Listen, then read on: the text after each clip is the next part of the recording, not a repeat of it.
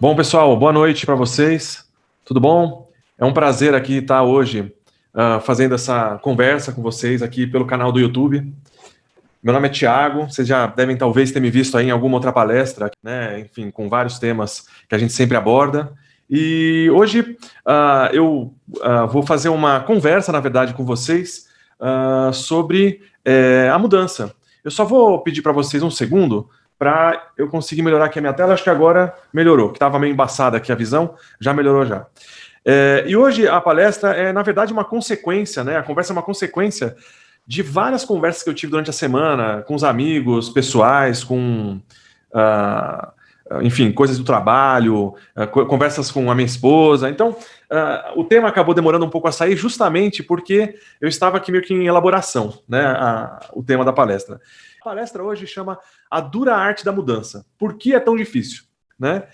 E o texto versa ali falando de que a mudança é uma constante do mundo. E a gente vive num mundo que está sempre mudando. Isso é praticamente um clichê, né? Todo mundo fala isso. Talvez isso seja a única coisa que todo mundo fala e que não muda, né? E é interessante, por quê? Porque apesar de a gente ver essa mudança no mundo constantemente, né? Essa alteração que ocorre, a gente não tem essa facilidade de seguir esse fluxo de mudança. É claro que estou falando aqui de mudanças que são significativas, né? Então, eu vou pegar um pouco do que eu conversei durante a semana com os amigos tal, e tentar trazer para uma palestra e para uma conversa um pouco mais aberta, mais tranquila. E é aquela coisa comum, né? A primeira pergunta que eu coloco no ar é se a gente quer mudar mesmo, né? Se há essa necessidade da mudança para o indivíduo. Porque não basta você comprar essa questão da mudança, de querer mudar, querer alguma coisa nova, diferente e tal, se isso não faz parte das suas necessidades, se isso não faz parte da sua busca, da sua própria, do seu próprio caminho, né? Então, a primeira pergunta importante é: queremos mudar, né? E se quisermos mudar, qual que é a motivação para isso? Então, a primeira coisa que eu vou colocar aqui vem de uma conversa que eu tive com um amigão meu, que é o Fernando Maeda, que é psicólogo, né? Ele é psicólogo, e a gente estava conversando por uma questão diferente sobre mudança. E aí ele me lembrou de uma coisa que eu tinha estudado na faculdade, eu fiz faculdade de medicina, e que na faculdade a gente atendia alguns pacientes que queriam mudar o hábito de, por exemplo, fumar, ou hábitos de atividade física, coisas desse gênero, e a gente optou por estender essa conversa para a mudança de comportamento, a mudança espiritual, né? Aquela mudança que é mais profunda, né? Que tem a ver com escolhas, né? De mudança. E aí, a gente acabou lembrando que tem algumas fases da mudança, né? Ou seja, no momento em que você escolhe mudar, em que a gente escolhe mudar, em que eu escolho mudar por uma percepção lá minha, de alguma coisa que me incomoda, a gente começa a meio que contemplar aquele evento, aquele fato, aquela coisa da qual a gente quer ou se afastar, ou se aproximar, ou algum comportamento pessoal que a gente queira mudar. E é fácil, né, como espiritualista, ou então como alguém que tem alguma crença específica, ou alguém que tem algum viés de mundo específico, tentar racionalizar aquilo, né, tentar transformar aquilo num discurso com começo, meio e fim, e já meio que finalizar a coisa, sendo que você nem ainda está com aquilo no seu radar, né, aquilo no seu campo de visão. Então a gente tem uma fase que acontece antes da coisa começar, da mudança começar, que é uma fase que chama pré-contemplativa. E é uma fase em que você nem sabe se você quer mudar ou não. Nem sabe se você quer fazer alguma coisa diferente na sua vida. Nem sabe se precisa ou não. Nem acha necessário. Aquilo nem faz parte de você. Aquela pessoa, por exemplo, que, vamos supor, que é fumante, para usar esse exemplo, que foi muito bom até quando a gente conversou. A pessoa fuma, mas ela não acha que aquilo faz mal ou faz bem. Para ela não tem uma questão específica em relação a isso, um valor específico em relação a isso, de necessidade de mudança ou não. E a gente até tem culturalmente informações e questões que vêm e chegam pra gente do tipo: olha, fumar faz mal, fumar causa câncer, e vai embora aí por esse caminho da informação que bombardeia a gente, mas que na verdade acaba não sendo, digamos assim, ouvida, né? Só um segundinho, só vou fazer aqui uma estratégia para tirar o embaçamento da minha câmera. Só um segundo. Só para colocar que a gente tem uma fase, então, que é essa fase que a gente chama de pré-contemplativa. É uma fase que a pessoa está bombardeada por aquela informação, mas não está rolando para ela nenhuma coisa de necessidade, não surge para ela necessidade da mudança. Até que em um determinado momento, a gente não sabe explicar exatamente por quê, mas aquilo começa a afetar o indivíduo, começa a ter alguma questão de incômodo, de desconforto, ou então a pessoa começa a contemplar um cenário diferente, contemplar, ver uma coisa diferente para ela. E aí é quando começa a ter o desenrolar da mudança. E aí, lógico, depois da contemplação tem outras fases, né? A fase em que você contemplou, viu a possibilidade da mudança, viu a possibilidade do diferente, você entra numa fase de planejar a sua mudança. Então você começa a escolher, a pensar em ações possíveis que podem gerar essa mudança. Então, não vou mais comprar cigarro, vou diminuir a quantidade de cigarro, né? Vou evitar hábitos associados com o fumo, coisas do gênero, né? E aí você começa uma ação em si, né? Uma ação de realmente pôr em prática aquela mudança que você contemplou e que você planejou. E legal, você começa a agir e começa a fazer as coisas de maneira diferente. Mas depois que você começa a agir, e mesmo que você consiga a mudança, você vai ter que manter essa mudança. E aí vem a fase de manutenção, que é uma fase em que você incorpora já nas suas ações todo o comportamento de mudança. Legal. Olha, consegui contemplar a mudança, consegui planejar, consegui colocar no meu ponto de ação, no meu foco da ação, e aquilo gerou a mudança e agora eu tenho que manter essa mudança. E essa manutenção da mudança, essa manutenção de um novo comportamento, não é tão simples, a gente sabe disso, né?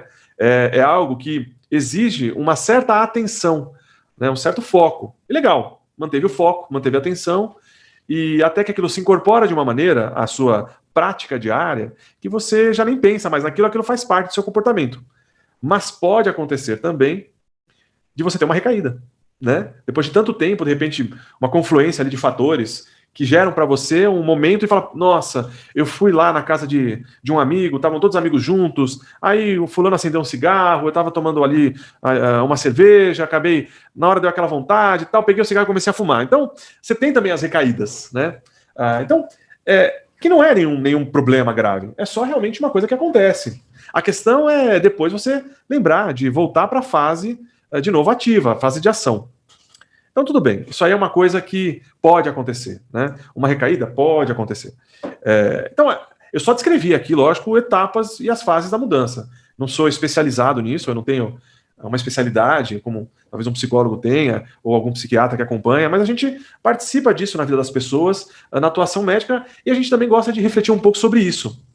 Então, o tema que tem a ver com a mudança nesse aspecto, eu vou ficar muito agora discutindo, conversando, dialogando sobre essas duas primeiras fases, eu acho, que chega até o planejamento e ação. Então, é a primeira fase pré-contemplativa e contemplativa que a gente tem. Eu queria que a gente tivesse em mente que nós estamos falando de comportamento individual, de comportamento pessoal, de escolhas individuais. Né? Quando eu faço uma escolha de vida, uma escolha de mudança, é a minha escolha que eu vou ter que colocar em prática. E aí vem sempre a pergunta, eu quero mudar? Eu vou querer bancar essa mudança, no sentido de aceitar essa mudança e conseguir lidar com as consequências dela na minha vida? Eu creio que isso é um ponto muito importante da gente ter em mente. E outra coisa, você pode estar numa fase de contemplação com alguma mudança, de ter percebido uma escolha específica de mudança que você queira fazer, mas tem uma série de coisas que estão longe, que ainda estão em fase pré-contemplativa, que são comportamentos que você tem que você nem percebe, que nem estão próximo de você, que estão longe de você perceber. Que é só assim, são coisas que muito provavelmente outras pessoas percebem a seu respeito e que para você estão muito longe de acontecer ainda, de entrar num foco pessoal. E muitas vezes essas coisas que estão em fase pré-contemplativa, às vezes são aquelas que acabam determinando o seu dia a dia, o seu modo de agir, né? Isso é muito legal de a gente ter em mente. Isso exige da gente uma postura e uma forma de lidar com o mundo que deve haver uma certa abertura, né? Um olhar atento para você mesmo, um olhar atento para as informações que vêm de fora para você. E é nessa hora que fica interessante para mim a conversa, né? Porque eu acho que a gente se engana muito, sabe? A gente acredita muito que quer mudar. Fala, não, eu quero mudar, eu quero ser uma pessoa assim, assado. E aí, no caso, as características que você quer mudar não necessitam ter relação com uma questão moral, de certo e errado, um valor moral, de se sentir pesado, de sentir que, nossa, eu não consigo, é muito difícil, né, tá errado, a sociedade está contra mim, eu estou contra a sociedade, os valores morais, os valores religiosos. Então, quando a gente fala dessa mudança de percepção de um comportamento, eu estou falando de coisas que não necessariamente são questões morais. Né? São questões, na verdade, relacionadas com o desconforto da sua ação para você mesmo ou do que os outros te relatam de alguma maneira. Então, eu gostaria de trazer aqui para vocês uma coisa que eu experienciei com os meus amigos, né, em grupo, que foi perceber o quanto a gente é resistente às críticas colocadas pelo outro. O quanto a gente tem uma posição, apesar de a gente acreditar que se conhece o suficiente para conseguir aceitar uma crítica, geralmente a gente só aceita as críticas ou as colocações difíceis que já estavam dentro do nosso radar. Né? Então é engraçado notar isso. Né? No meu comportamento eu percebo isso. Não sei se vocês percebem também, mas é muito comum a gente ouvir uma crítica de alguém e aceitar de boa, tudo bem, se aquilo que a pessoa está falando é algo que a gente já pensou a respeito. Mas se for alguma coisa que você não concorda, entre aspas, ou que você não percebeu ainda, que você ainda está numa fase pré-contemplativa, meu Deus, sai de baixo. Porque você vai usar. A gente vai usar toda a nossa estrutura para fugir daquilo. Ou para se adaptar de uma maneira a sobreviver e não a mudar. E não a mudar o comportamento. Né? Só uma mudança, que seria na mudança do verniz. Seria uma espécie de etiqueta. A gente vai ter uma etiqueta ali de comportamento e tal, e vai ser legal, vai chamar de amigo, vai até expressar que está aberto e que está ouvindo a pessoa, mas no fundo, é como aquele fumante que acha que fumar não faz mal. Você ouve, incorpora aquilo de maneira como etiqueta, né? Não vou fumar em lugar fechado, não vou fumar perto de quem não gosta, então não vou ter comportamentos que incomodam os outros, eu vou usar da minha polidez, né, e da minha etiqueta para não incomodar os outros e para não ser incomodado. Mas você não está mudando. A gente não está mudando nessa hora, né? A gente está só, na verdade, digamos assim, lustrando para não incomodar o outro. Então, eu acho que isso é super importante. Por quê? Se eu, na hora que recebo essa informação, eu estou falando que é uma crítica, mas não necessariamente é uma crítica. Essas colocações, a gente não está aberto, também não rola. Bom, e aí vem uma questão muito interessante, né? O como a gente se relaciona com as pessoas que a gente vive para que elas consigam passar o que elas têm a dizer para a gente. Como a gente usa essas informações que chegam à nossa volta, né, de maneira a ter uma transparência suficiente, acho que essa palavra é boa, e conseguir absorver, ou pelo menos deixar passar a imagem do que o outro está te passando. Porque o mais comum que eu vejo eu fazer, e as pessoas fazem em geral, é bloquear a informação. Colocar um paredão na frente e não se abrir para essa informação nova. Então, a pergunta que eu acho que fica aqui é quanta transparência a gente aguenta? Né? Quanta transparência a gente aguenta lidar? Quanto a gente consegue ouvir do outro algo que é realmente diferente? E aí vem o lance da postura que eu queria comentar hoje, né, que eu acho interessante, que é o seguinte. A gente tem um hábito de, durante uma conversa, durante um diálogo, enfim, se for um diálogo, que é uma conversa que tenta te trazer algo, a gente tenta sempre encontrar um terreno comum. O que eu quero dizer, né? Conforme a gente conversa um com o outro, como há a necessidade da comunicação entre as duas pessoas, né, entre eu e o outro e mim, sempre a gente acaba lidando com isso, tentando achar um terreno comum aos dois. Então, durante o diálogo, é muito comum a gente encontrar um local em que os dois tenham sentidos parecidos. Em que eu e a pessoa que está falando comigo falemos algo parecido ou algo que chegue numa conclusão próxima. E isso é um pouco contraditório que eu vou falar agora, mas muitas vezes isso faz vir à tona em você uma perspectiva do combatente, né? Daquele que defende o seu terreno, daquele que não está tentando chegar num terreno comum, mas está tentando defender o terreno que possui, sem criar um ambiente suficiente para que o outro se aproxime de você. Eu faço isso, todo mundo faz isso. A questão é que se eu estou optando por fazer uma mudança, se eu estou optando por não ser o mesmo sempre, ou seja, eu estou contemplando aqui a possibilidade de que a mudança que existe no mundo, que eu percebo no mundo o tempo todo acontecendo, as transformações e tal, que elas também possam ocorrer em mim. Então, eu preciso gerar um ambiente comum, né, mas um ambiente de postura, em que seja possível eu dialogar para evidenciar o diferente. Então, é muito mais uma questão da postura individual, de se posicionar de uma maneira em que a gente consiga se colocar aberto para o diferente, mesmo através do diálogo, que tem, às vezes, uma motivação de encontrar algo que é comum.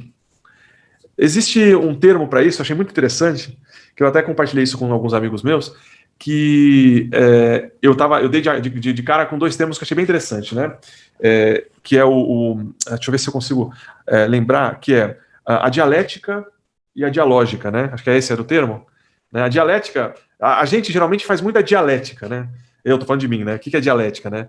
Num termo mais assim geral. É aquele lance de você ter uma tese, eu tenho uma ideia, eu tenho um raciocínio meu, e aí quando eu coloco esse raciocínio para fora, tento elaborar essa visão de mundo, eu espero sempre que o mundo vai me dar algo contrário, vai me dar uma antítese, alguma coisa que vai, de certa maneira, entrar em choque com a minha tese, né, entrar em choque com a minha colocação, e aí no final da história eu vou querer elaborar uma síntese, nesse sentido, de sintetizar as duas observações em algo único, né, em algo que some esses dois lados e transforma em uma coisa só. Isso é muito apelativo para o espiritualista. Isso é muito apelativo para quem quer simpático, e quer ser, simpático com o outro, porque vai tentar sempre chegar numa... Não, vamos conversar, vamos chegar numa ideia comum, deixa eu ver o seu lado, você vê o meu, e a gente vai chegar num ponto comum, e vamos sintetizar isso de uma maneira legal, para os dois. Mas olha que interessante, se eu quiser a mudança, essa conversa não tem que necessariamente ser legal para mim. De repente, o que vai vir de fora não é uma antítese, né? Não é uma tese antítese, não é uma coisa pró e contra. É algo do tipo, a minha visão e a visão do outro. O que eu contemplo e que o outro está contemplando. E aí, exige de mim, e do outro também, mas principalmente de quem está buscando a mudança, uma postura de entender que o mundo não te traz só coisas que são contrárias à sua posição, ou que te sufocam, ou que te impedem de movimentar, ou impedem, pelo contrário. Muitas vezes o mundo vai te trazer uma colocação que é o do diferente, mas que não é oposição necessariamente. E muitas vezes uma conversa desse gênero, né, que eu estou roubando aí um termo aí que eu estou só aprendendo ainda a lidar com ele, mas que para mim faz muito sentido, que é essa dialógica, né, que é uma tentativa de evidenciar o diferente através de um diálogo, de uma conversa, né, entre pessoas, sem necessariamente chegar a um terreno comum, sem necessariamente chegar àquilo que é uma síntese para mim e para eu ficar confortável com aquilo que está sendo falado. É muito comum a gente fazer isso quando ouve alguém falar. Né? Às vezes numa palestra ali você está ouvindo, né? E a pessoa fala, suspenda os seus juízos de valor, tente suspender e deixar de lado, né? E no final o que a gente está fazendo muitas vezes é uma dialética, no sentido de uma conversa, tentando ou se opor ou concordar com quem está falando. E não às vezes de perceber o quão diferente aquela pessoa está querendo mostrar um ponto de vista diferente. Que na verdade não tem a finalidade de te convencer de algo, a não ser de evidenciar algo diferente para você.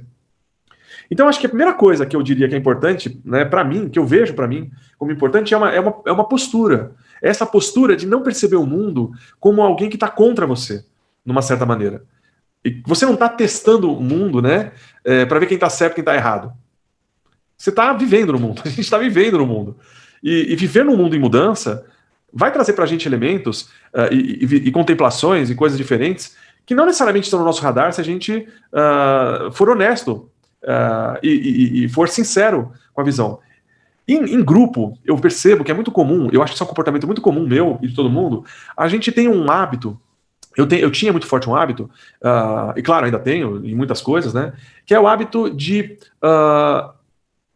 tentar absorver no grupo alguma coisa que me seja útil. Então, quando eu estou falando que eu estou tentando absorver alguma coisa que seja útil, ou alguém está fazendo isso pode dar uma impressão de manipulação, tal, alguma coisa assim, mas não é isso. Na verdade, é uma tentativa de aproveitar a experiência de grupo para um crescimento pessoal. Só que isso tem um viés importante, que aí, no caso, eu não vou estar aberto para aquilo que eu não estiver observando como não sendo útil. Então, tudo que eu não achar que é útil para mim, eu vou descartar. Então, numa conversa, se alguém fala alguma coisa que eu não acho útil, eu descarto, vou descartando, acabo guardando só o que eu acho útil. E aí eu vou ficar sempre no é útil ou não é útil? É útil ou não é útil? Né? Eu vou usar ou não vou usar? É uma coisa até que não é difícil das pessoas perceberem isso, né? Para si mesmas. É a perda de foco, perda de atenção, a vontade de falar, isso aqui para mim tá chata essa conversa, né? É não conseguir abrir o foco da atenção para um ouvir atento, né? Para um ouvir mais assim delicado, mais apurado, de conseguir enxergar novos elementos, coisas diferentes que possam entrar num contexto de mudança para você e fazer você transitar e eu transitar de uma fase pré-contemplativa para uma fase contemplativa. Às vezes as pessoas falam milhares de coisas para mim, muitas vezes repetem, ou para você, e você fala, mas por que falam isso para mim? Por que falaram? Por que me classificam dessa maneira? Eu não concordo com isso. Aí é você, a gente no tese e antítese, na briga, né? Tentando achar uma assim, não, ele tá errado, eu tô certo, ou ele tá errado, ou vice-versa, né? Ou eu tô errado e ele tá certo. E aí, nessa dinâmica, ninguém tá certo, ninguém tá errado. Nessa dinâmica em que a gente vai evidenciar o que é diferente. Porque o certo e o errado perdem esse valor. Então, se a gente conseguir mudar um pouquinho essa postura, a gente favorece. Favorece o quê? Favorece mudar a posição de alguém que só está com poucas coisas no radar, para quem está ampliando o espectro do seu radar e tentando absorver informações diferentes o tempo inteiro. Eu fico imaginando, às vezes, quantas coisas será que eu não estou vivendo em fase pré-contemplativa? Quantas coisas de vida que a gente tem, que você muitas vezes acredita que estão resolvidas, tem soluções prontas para isso, elas funcionam, ou parecem funcionar, só que você não muda. Você não consegue mudar e fala, eu não sei por que eu não consigo mudar. Tá tão difícil para mim a mudança. As pessoas me falam, eu vou, faço às vezes uma terapia, às vezes passo por situações estranhas, tal, não sei o que lá, e mesmo assim eu continuo com uma dificuldade. Eu vou só fechar aqui rapidinho a imagem e já volto. E fico com essa dificuldade e tal. Por que será? Poxa, eu leio tanto livro, eu vejo tanta coisa, eu faço tanto curso, mas será que a gente está aberto o suficiente para isso? Será que a gente está conseguindo realmente absorver essas coisas da contemplação, da fase pré-contemplativa? Estamos abertos para um diálogo nesse sentido, em que se evidencia o diferente? E aí eu acho que, essa postura só acontece quando você está num ambiente de confiança, né? Um ambiente em que você está com pessoas, com amigos, ou num local em que você sente confiança suficiente para ampliar um pouco a sua percepção, né? A gente conseguir se abrir totalmente. Exige uma espécie de compromisso. Um compromisso com você mesmo, claro, que é um compromisso com a mudança, é um compromisso com a possibilidade de você passar de uma fase em que só está enxergando o mesmo para se abrir para um ambiente em que você vai começar a ter um olhar que evidencia a diferença. Eu acho que, em parte, por isso que eu acho muito legal da provocação que a arte causa na gente, que não é só a arte que faz isso, claro, né? Mas é o olhar, esse olhar para o diferente, esse olhar de evidenciar os contrastes das coisas, mas não só para diferenciar uma da outra, mas porque, às vezes, mudando o próprio jeito de contrastar, você acaba tendo a possibilidade de contemplar coisas novas e diferentes. E aí, trazer isso para a linguagem, para a prática, é justamente o planejamento. É justamente o momento em que você planeja a mudança, né? E essa fase também é muito importante. Não é à toa que eu até brinquei e coloquei a arte da mudança, né? A arte, nesse sentido, até que os gregos usavam, né? Da tecné, dessa técnica de fazer com que algo aconteça, digamos assim, vai? Essa forma de fazer com que algo aconteça. E exige realmente planejamento, né? Exige você escolher as ferramentas que você vai utilizar para fazer uma mudança. Então, eu estou aqui sugerindo uma ferramenta, né? Uma ferramenta seria, por exemplo, essa possibilidade de evidenciar o diferente sem acreditar de antemão que aquilo é algo que está indo contra a sua visão de mundo. Então, é permitir que o outro participe da sua vida de uma maneira em que ele vai te trazer o diferente. E quando você consegue abrir o olhar e olhar dessa maneira, muitas coisas começam a ganhar significado e outras coisas deixam de ter importância. Você começa a perceber, assim, questões que você faz que não são reais, que são só coisas mentais suas, são mentalismos, né, seus, são construções suas, né, de pensamento né, ideias que você tem, julgamentos, tal, que estão muito mais na sua forma de ver o mundo do que no mundo em si, ou no que as pessoas te trazem. Então, o legal é quando a gente consegue fazer como é que chama? Uma dialógica cooperativa, digamos assim. É quando a gente consegue cooperar através dessa maneira de comunicação. Por exemplo, a gente gosta muito de usar a palavra eu vou compartilhar com vocês informações, vou compartilhar. Eu não gosto muito dessa palavra, para ser honesto, apesar de achar ela muito boa. Né? Porque compartilhar, né, em parte, você tem algo e você vai dar uma parte para o outro. Né? Eu acho legal a palavra cooperar com o outro, para esse tipo de coisa. Porque cooperação, os dois vão estar se beneficiando daquela ação conjunta. Então imagina um diálogo que vai evidenciar a diferença entre as pessoas, entre você e o outro, porém de uma maneira cooperativa, em que os dois vão sair beneficiados com aquilo. Estou falando isso porque para tentar estimular na gente uma possibilidade dessa postura. De falar, eu vou entrar nas conversas agora com essa tentar fazer um diálogo, uma conversa, olhando para o diferente e aceitando esse diferente como real e como existente para mim, né? E não vou julgar esse diferente com o meu filtro, tentando convencer o outro, tentando ao invés de usar o meu diálogo, a minha conversa para convencer o outro, colocando ênfase, força no argumento, né? Aquela coisa de querer convencer o outro que você está certo. E às vezes é muito sutil isso. É muito sutil esse lance de tentar convencer os outros. Eu vou tentar, a partir de agora, tentar dialogar com os outros olhando para o diferente. E não olhando para aquilo que me é útil apenas. Eu vou ouvir a conversa de fulano, ouvir a conversa de ciclano, vou tirar só o que me é importante, eu vou pegar apenas a parte que me interessa.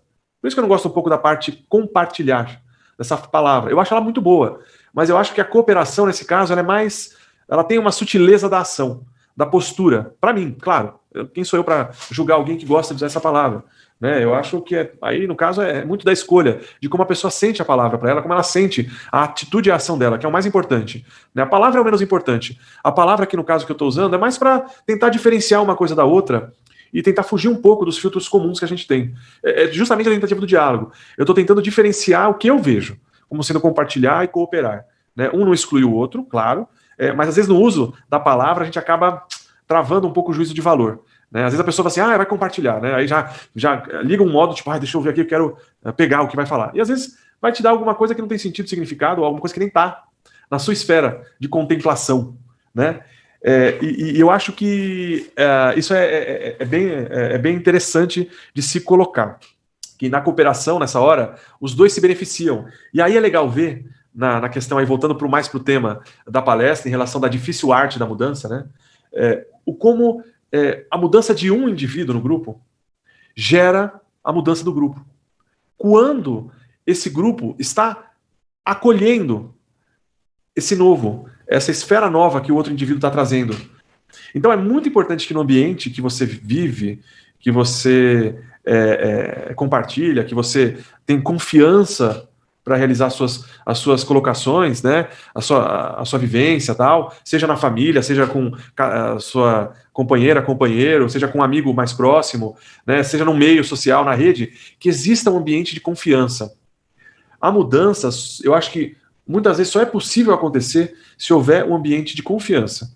Né? E nesse ambiente de confiança, muitas vezes ocorre uma cooperação natural. Eu não estou falando aqui daquela coisa de... como é que se falava no passado? Que você não pode justificar os vícios de muito falando que eles geram um bem comum. Né? Então você não pode basear um bem comum nos vícios alheios.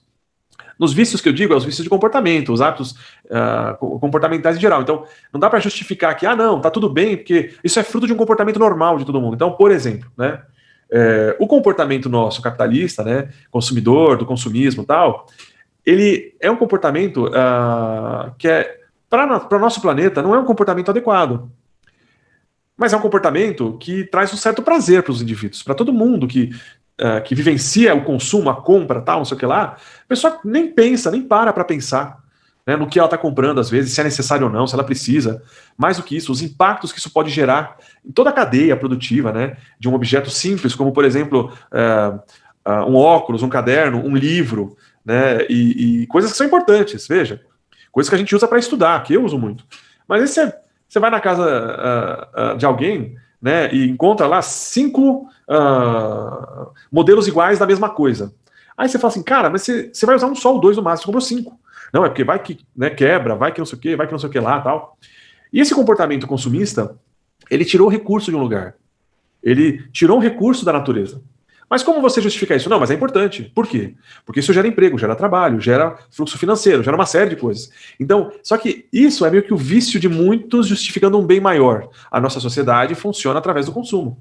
Então a gente justifica o consumo, tudo isso, por esse vício individual de consumir, de lidar. A gente justifica, digamos assim, não o consumismo, desculpa. A gente justifica retirar os recursos da natureza de uma maneira, às vezes, até muito exploratória, através do vício de muitos.